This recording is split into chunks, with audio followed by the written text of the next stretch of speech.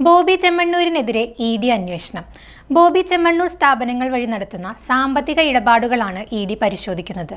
പ്രത്യേകിച്ച് വലിയ പലിശ വാഗ്ദാനം ചെയ്ത് ബോബി ചെമ്മണ്ണൂർ നിരവധി ആളുകളിൽ നിന്ന് ഡെപ്പോസിറ്റുകൾ സ്വീകരിക്കുന്നുണ്ടെന്നാണ് ഇ.ഡിയുടെ പ്രാഥമിക പരിശോധനയിലെ കണ്ടെത്തൽ. ഈ പണം വിവിധ ബിസിനസ് ആവശ്യങ്ങൾക്കായി വകമാറ്റുന്നുണ്ട്.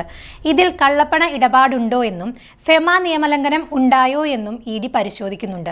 നിലവിൽ കേസ് എടുത്തിട്ടില്ലെന്നും പ്രാഥമിക പരിശോധനയാണ് തുടരുന്നതെന്നും ഇ.ഡി. വ്യക്തമാക്കി.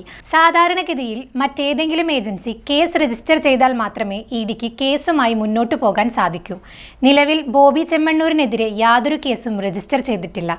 അത്തരത്തിൽ വല്ല കേസും ഉയർന്നു വരുന്നുണ്ടോ എന്നും പരിശോധിക്കുന്നുണ്ട്. ലോട്ടറിയുമായി ബന്ധപ്പെട്ട് ബോബി ചെമ്മണ്ണൂരിനെതിരെ പരാതികൾ ഉയർന്നു വന്നിരുന്നു.